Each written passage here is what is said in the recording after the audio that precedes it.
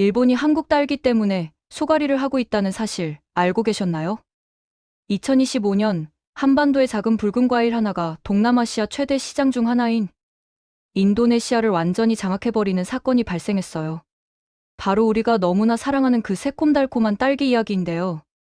단순히 몇 박스 팔린 수준이 아니라 무려 18톤이라는 어마어마한 물량이 순식간에 동이 나버렸다는 겁니다. 그것도 현지 생산품보다 월등히 높은 가격대에서 말이죠. 인도네시아 시장에서 한국산 딸기 한 팩의 가격을 들으면 여러분도 깜짝 놀랄 거예요. 330g짜리 한 팩이 18,000원에서 2만 원대 초반에 거래되고 있거든요. 이게 얼마나 비싼 건지 감이 안 오신다고요? 우리나라에서 딸기가 막 출하되기 시작하는 초기 시즌에도 500g 한 팩이 15,000원대, 후반에서 17,000원 초반 정도 하거든요. 그러다가 본격적인 수확기에 접어들면 500g에 5,000원에서 7,000원대로 안정화되는 게 일반적인데, 인도네시아에서는 양도 적으면서 가격은 훨씬 더 높은 거예요. 여기서 한 가지 의문이 들 수밖에 없죠. 혹시 인도네시아라는 나라에서 딸기가 생산되지 않아서 희귀한 과일 취급을 받는 건 아닐까 하는 생각 말이에요. 실제로 우리나라에서도 열대 과일이나 이국적인 과일들은 현지보다 몇 배씩 비싼 가격에 팔리잖아요. 망고나 용과 같은 것들처럼요. 그런데 놀라운 건 인도네시아에도 자체 생산되는 딸기가 엄연히 존재한다는 사실이에요. 그것도 가격대가 상당히 합리적이거든요. 인도네시아산 딸기는 500g에 4,000원대 초반부터 6,000원대 후반까지 형성되어 있어요. 그런데도 불구하고 한국산 딸기는 현지산보다 무려 3배에서 4배나 비싼 가격임에도 불구하고 완판 행진을 이어갔다는 거죠. 이 정도 되면 전문가들이 평가하듯이 단순한 고가 과일 포지셔닝을 넘어서 완전한 프리미엄 브랜드로 자리매김했다고 봐야 할 거예요. 그렇다면 도대체 왜 인도네시아 소비자들이 이렇게 비싼 한국산 딸기에 열광하는 걸까요? 그 비밀은 바로 한류 콘텐츠의 막강한 파급력에 있었어요. 특히 주목할 만한 건 탕후루라는 간식의 영향력이었는데요. 탕후루는 과일을 설탕 시럽에 코팅해서 만드는 중국 전통 간식이지만 한국에서 엄청난 인기를 끌면서 K-팝과 K-드라마를 통해 전 세계로 퍼져나갔거든요. 이 탕후루 열풍이 인도네시아 SNS를 강타하면서 재미있는 현상이 벌어졌어요. 인도네시아 사람들이 그냥 아무 과일로나 탕후루를 만드는 게 아니라 한국인들이 사용하는 것과 똑같은 재료를 원했던 거예요. 그러니까 한국 드라마나 유튜브 영상에서 본 그대로 한국산 딸기로 탕후루를 만들어야 직성이 풀리는 거죠. 이게 바로 문화 콘텐츠의 힘이에요. 단순히 과일을 파는 게 아니라 하나의 라이프 스타일, 하나의 문화를 파는 거나 마찬가지거든요. 이런 엄청난 기회를 놓칠 리 없는 논산시는 정말 전략적으로 움직였어요. 논산은 우리나라 딸기 생산의 메카라고 할 수 있는 곳인데요. 인도네시아 외식업계의 거대 기업인 고카그룹과 전략적 제휴를 맺으면서 브랜드 인지도를 체계적으로 구축해 나갔어요. 여기에 인도네시아 현지 지방정부까지 협력하게 되면서 시너지 효과가 극대화됐죠. 그 결과가 바로 2025년 인도네시아 농식품 해외 박람회에서 나타났어요. 무려 43만 명이라는 어마어마한 인파가 방문한 이 박람회에서 문산 딸기는 말 그대로 전설을 쓰게 됩니다. 사전 예약분까지 포함해서 총 18톤이 완판되는 경이로운 기록을 세운 거예요. 매일매일 부스 앞에는 한국산 딸기를 사려는 사람들의 행렬이 끊이지 않았다고 해요. 논산시 백성현 시장은 이 성과에 대해 상당히 의미 있는 발언을 했어요. 논산 딸기가 단순히 지역 농산물이 아니라 대한민국을 대표하는 국민과일로서 글로벌 시장에서 충분한 경쟁력을 갖추고 있다는 점을 강조한 거죠. 그리고 2027년에 개최될 세계 딸기 산업 엑스포를 통해 논산 딸기의 위상을 전 세계에 각인시키겠다는 포부까지 밝혔어요. 이런 소식이 국내에 전해지면서 우리나라 네티즌들의 반응은 크게 두 갈래로 나뉘었어요. 한편으로는 대한민국 농산물의 세계 진출이라는 자부심과 뿌듯함이 있었지만 동시에 걱정스러운 목소리도 상당했거든요. 최근 들어 한식이 세계적으로 엄청난 인기를 끌면서 김치, 고추장, 참기름 같은 한식 재료들의 가격이 급등하는 현상이 나타나고 있잖아요. 딸기도 마찬가지로 해외 수요가 폭발하면 국내 가격이 치솟지 않을까 하는 우려인 거죠. 하지만 객관적으로 봤을 때 인도네시아 시장의 잠재력은 무시할 수 없는 수준이에요. 인도네시아는 세계에서 네 번째로 인구가 많은 국가로 약 2억 7천만 명이 넘는 인구를 보유하고 있거든요. 게다가 최근 경제 성장이 가속화되면서 중산층이 빠르게 확대되고 있어요. 이런 거대 시장에서 한국산 딸기가 프리미엄 포지셔닝에 성공했다는 건 정말 대단한 성과예요. 그런데 한국 딸기가 프리미엄 과일로 인정받는 곳이 비단 인도네시아만은 아니에요. 홍콩과 싱가포르를 비롯한 아세안 지역 전역에서 한국산 딸기는 특별한 의미를 가진 과일로 자리 잡았거든요. 특히 재미있는 건 현지 젊은이들 사이에서 발렌타인데이나 화이트데이 같은 특별한 날에 한국산 딸기 하나를 정성스럽게 포장해서 선물하는 문화가 생겨났다는 거예요. 마치 초콜릿이나 꽃다발을 선물하듯이 한국산 딸기가 사랑의 표현 수단이 된 거죠. 이런 현상을 보면서 가장 배가 아플 나라가 어디일까요? 바로 일본이에요. 한국 딸기가 해외에서 성공할수록 일본 농업계와 정부는 점점 더 민감하게 반응하고 있거든요. 그 이유를 이해하려면 우리가 약 20년 전으로 시간을 거슬러 올라가야 해요. 2000년대 초반만 해도 한국 딸기 시장은 완전히 일본의 손아귀에 있었어요. 육보, 장이 같은 품종 이름들 들어보셨죠?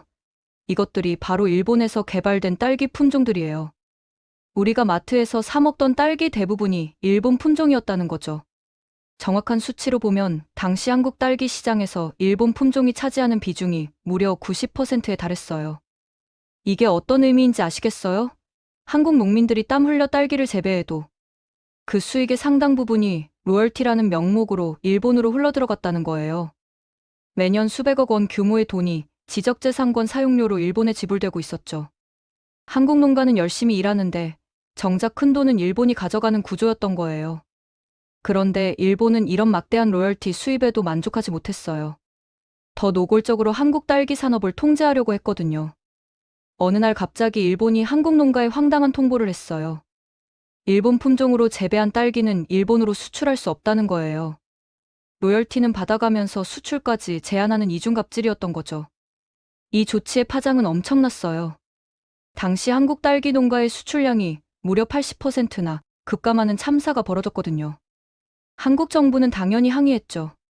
로열티를 지불하고 정당하게 사용하는 품종인데 수출까지 제한하는 건 국제식물신품종보호동맹 규정을 위반하는 거라고 주장했어요.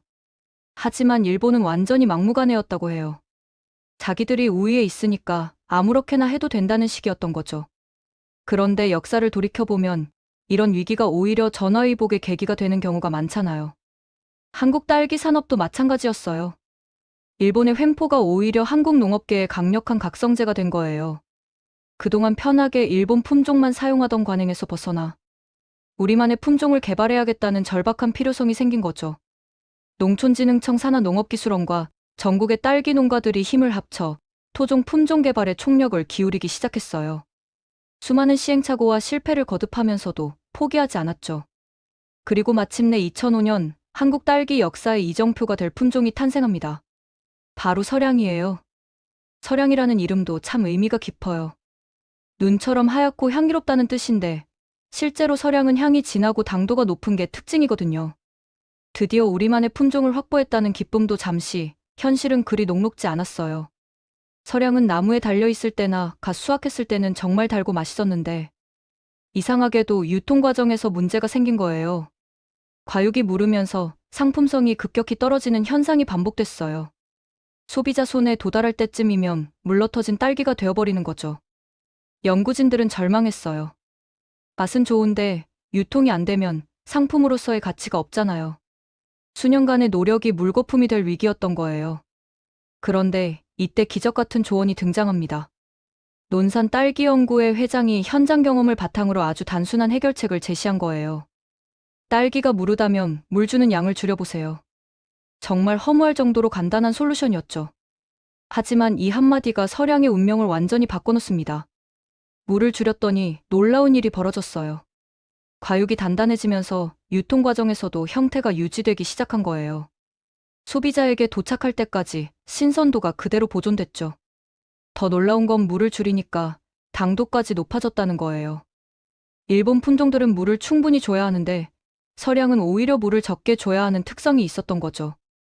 이 발견의 의미는 엄청나요.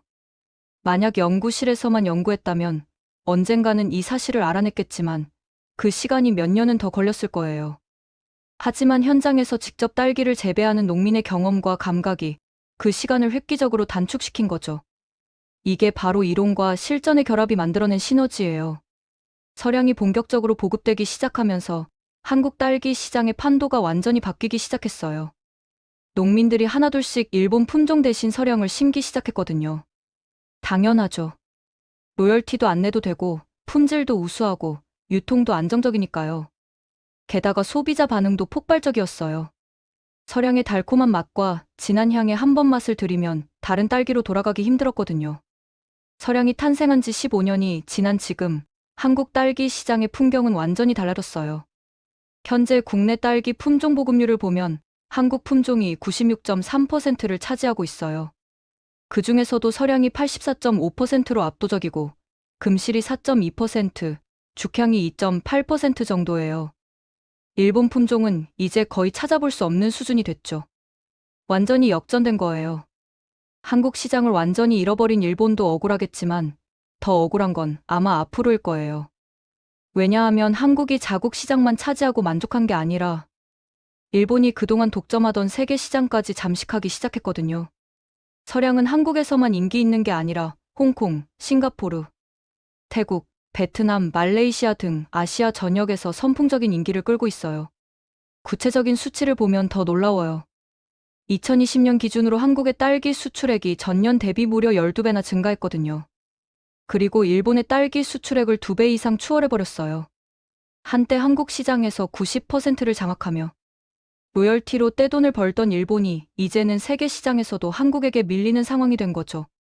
상황이 이렇게 되자 일본은 정말 치졸한 행동을 하기 시작했어요. 서량을 두고 일본 품종을 도용했다고 주장하기 시작한 거예요. 황당하죠? 자기들이 한국 시장을 독점하고 수출 제한까지 걸어서 한국이 독자 품종 개발에 나섰는데 이제 와서 도둑질했다고 주장하는 거예요. 안타깝게도 한국 내에서도 일부 혼란이 있었어요. 오랫동안 일본 품종이 시장을 지배해왔다 보니 일부 사람들이 서량도 일본 품종이 아니냐는 의심을 하기도 했거든요. 이런 논란이 최고조에 달했던 게 2018년 평창 동계올림픽 때예요. 여자 컬링 경기에서 일본 대표팀의 주장인 후지사와 선수가 인터뷰에서 한국 딸기가 놀랄 정도로 맛있었다고 언급한 거예요. 그냥 지나가는 말이었을 텐데 일본 열도가 완전히 뒤집어졌어요. 일본 네티즌들이 후지사와를 맹비난하기 시작한 거죠. 왜 우리 품종을 훔쳐간 한국 딸기를 칭찬하냐면서요. 결국 후지사와 선수는 일본으로 돌아가서 기자회견을 열고 일본 딸기를 먹으면서 사과까지 해야 했어요. 한 선수가 다른 나라 음식이 맛있다고 말한 것 때문에 이렇게까지 비난받는 게 정상적인 상황일까요? 하지만 역설적으로 이 사건이 서량에게는 최고의 마케팅이 됐어요. 일본에서는 도대체 얼마나 맛있길래 저런 사태가 벌어진 거야? 라는 호기심에 서량 수입량이 증가했고 한국에서는 서량이 우리 딸기였어? 라며 국산 품종이라는 사실을 새삼 깨닫는 사람들이 많아졌거든요. 일본이 사건을 키워준 덕분에 서량 홍보가 제대로 된 셈이죠. 여기서 명확하게 짚고 넘어가야 할 게 있어요. 서량은 절대로 일본 품종을 훔친 게 아니에요. 서량 개발 과정에서 일본 품종이 교배에 사용된 건 사실이에요.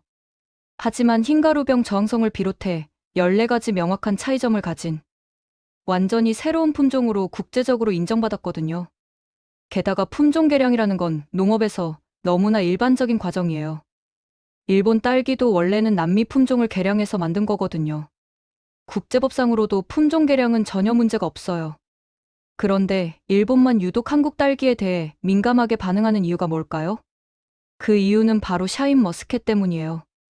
샤인머스켓은 1988년 일본에서 개발된 청포도 품종인데 껍질째 먹을 수 있고 당도가 높아서 엄청난 인기를 끌었어요. 그런데 일본이 치명적인 실수를 했어요. 국제적으로 품종 등록을 제때 하지 않은 거예요. 이 틈을 타서 한국 농가들이 샤인머스켓 종자를 합법적으로 들여와서 재배하기 시작했어요. 로열티를 전혀 지불하지 않아도 되는 상황이 된 거죠. 그리고 지금은 어떻게 됐을까요? 한국의 샤인머스켓 수출량이 일본보다 무려 5배나 많아요. 일본이 개발은 했지만 돈은 한국이 벌고 있는 상황인 거예요. 일본 입장에서는 정말 억울할 거예요. 자기들의 실수로 샤인머스켓에서 막대한 손해를 봤는데 딸기마저 한국에게 시장을 빼앗기고 있으니까요. 그래서 서량에 대해 유독 민감하게 반응하고 계속 트집을 잡는 거죠. 하지만 냉정하게 생각해보면 일본이 자초한 면이 크지 않나요? 한국 시장에서 로열티만 받으면 됐는데 괜히 수출 제한까지 걸면서 갑질을 했잖아요. 그게 오히려 한국을 각성시켜서 서량이라는 명품 품종을 탄생시키는 계기가 된 거죠. 만약 일본이 적당히 만족하고 있었다면 한국이 이렇게까지 절박하게 독자, 품종 개발에 매달리지는 않았을 거예요. 지금 돌이켜보면 일본의 수출 제한 조치는 한국 딸기 산업에게는 최고의 축복이었던 셈이에요. 전어이복이라는 사자성어가 이보다 더 잘 어울리는 사례가 있을까요? 위기가 오히려 기회가 되고 억압이 오히려 혁신의 동력이 된 거죠. 현재 한국 딸기 산업의 성장세는 정말 놀라워요. 국내 시장은 물론이고 해외 시장에서도 계속 점유율을 확대하고 있거든요. 특히 아시아 시장에서 한국 딸기는 이미 프리미엄의 대명사가 됐어요. 일본 딸기보다 비싸도 한국 딸기를 찾는 소비자들이 늘어나고 있죠. 이런 성공의 비결은 뭘까요? 첫째는 역시 품질이에요. 서량을 비롯한 한국 품종들은 당도, 향, 식감 모든 면에서 우수해요. 특히 유통 과정에서도 신선도가 잘 유지되는 게 큰 장점이죠. 둘째는 한류의 힘이에요. K-팝, K-드라마, K-푸드가 전 세계적으로 인기를 끌면서 한국 농산물에 대한 관심도 자연스럽게 높아진 거예요. 셋째는 전략적인 마케팅이에요. 논산시처럼 지자체와 농가가 협력해서 체계적으로 해외 시장을 공략하는 사례들이 늘어나고 있어요. 단순히 수출만 하는 게 아니라 현지 유통업체, 정부와 협력해서 브랜드를 구축하는 거죠. 넷째는 지속적인 품종 개발이에요. 서량 이후에도 금실, 죽향 같은 새로운 품종들이 계속 나오고 있어요. 각각의 특성이 다르니까 소비자들의 다양한 취향을 충족시킬 수 있죠. 이런 노력들이 복합적으로 작용하면서 한국 딸기가 세계 시장에서 경쟁력을 갖추게 된 거예요. 인도네시아에서의 성공은 이런 노력의 결실이라고 할 수 있어요. 2억 7천만 명이라는 거대한 인구를 가진 시장에서 프리미엄 포지셔닝에 성공했다는 건 앞으로의 가능성이 무궁무진하다는 뜻이거든요. 인도네시아의 경제가 계속 성장하면서 중산층이 확대되면 한국산 딸기의 수요도 함께 증가할 거예요. 게다가 인도네시아뿐만 아니라 동남아시아 전역으로 확산될 가능성도 높아요. 베트남, 필리핀, 태국 등도 경제 성장과 함께 프리미엄 과일 시장이 커지고 있거든요. 한국 딸기가 이 시장들을 선점하면 정말 엄청난 규모의 산업으로 성장할 수 있을 거예요. 물론 해결해야 할 과제들도 있어요. 수출이 늘어나면서 국내 공급 부족이나 가격 상승 우려가 있는 건 사실이에요.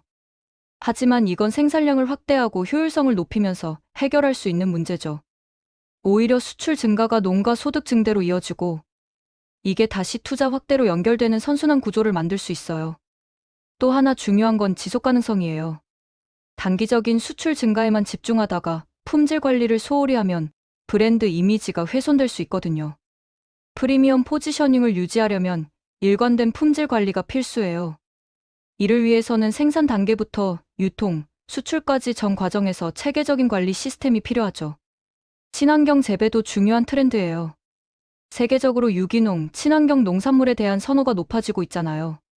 한국 딸기도 이런 트렌드에 맞춰 친환경 재배 비중을 늘려나가면 더 높은 가격 프리미엄을 받을 수 있을 거예요. 기술 혁신도 계속되어야 해요. 스마트팜 기술을 활용해서 생산성을 높이고 품질을 균일하게 관리할 수 있어야 해요. 또한 저장과 유통 기술을 발전시켜서 신선도를 더 오래 유지할 수 있다면 더 먼 시장까지 진출할 수 있겠죠. 품종 개발도 멈추면 안 돼요. 서량의 성공에 안주하지 않고 계속해서 새로운 품종을 개발해야 해요. 소비자들의 취향은 계속 변하니까요. 더 달고, 더 향긋하고, 더 예쁘고, 보관이 더 쉬운 품종들을 계속 내놓아야 경쟁력을 유지할 수 있어요. 마케팅 전략도 진화해야 해요. 단순히 품질만 강조하는 게 아니라 한국 문화, 한국의 이야기를 함께 파는 거죠. K-팝 스타가 즐겨 먹는 딸기, K-드라마에 나온 딸기, 디저트 같은 스토리텔링을 활용하면 더 강한 브랜드를 만들 수 있어요. 현지화 전략도 필요해요. 인도네시아는 탕후루 트렌드가 먹혔지만 다른 나라에서는 다른 접근이 필요할 수 있어요. 각 시장의 특성과 식문화를 이해하고 그에 맞는 마케팅을 펼쳐야 하죠. 지금 한국 딸기 산업이 처한 상황은 정말 흥미로워요. 20년 전만 해도 일본에 종속되어 로열티나 바치던 처지였는데 지금은 오히려 일본을 추월해서 세계 시장을 공략하고 있잖아요. 이게 바로 위기를 기회로 만든 대표적인 사례예요. 일본의 갑질이 없었다면 한국은 계속 편하게 일본 품종을 쓰면서 로열티를 내고 있었을 거예요. 하지만 일본이 수출까지 막아버리는 바람에 한국은 등 떠밀려서라도 독자 품종을 개발해야 했고, 그 결과 서량이라는 걸작이 탄생한 거죠. 재밌게 보셨다면 구독과 좋아요, 알림 설정 부탁드립니다.